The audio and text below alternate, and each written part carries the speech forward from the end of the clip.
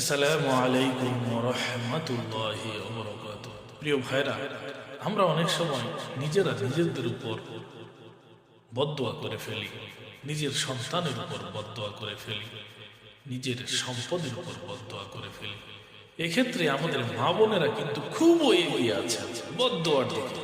কখন যে তারা কি বলে ফেলে, আল্লাহ নিজের সম্পদের ব্যাপারে সে বদদোয়া করে, নিজের সন্তানের ব্যাপারে বদদোয়া করে যে আমার সন্তান এত দুষ্ট, আল্লাহ তুমি নিয়ে যাও, নাউজুবিল্লাহ। এই ধরনের গর্হিত কথা থেকে আমাদের বেঁচে থাকা উচিত। চলুন এ সম্পর্কে মুহাম্মদ সাল্লাল্লাহু আলাইহি ওয়াসাল্লাম কি বলেছেন আমরা হাদিস থেকে জেনে নিই। হযরত জাবের রাদিয়াল্লাহু তাআলা আনহু বলেন, রাসূলুল্লাহ সাল্লাল্লাহু আলাইহি ওয়াসাল্লাম বলেছেন, লা তাদউ আনফুসিকুম ওয়া লা তাদউ আমওয়ালিকুম ওয়া লা তাদউ আওলাদুকুম।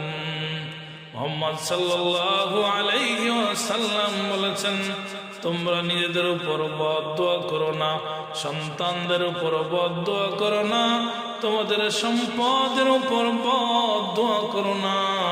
কেননা তোমার বদদোয়াটি আল্লাহ তাআলা যে কোনো সময় কবুল করে ফেলতে পারে।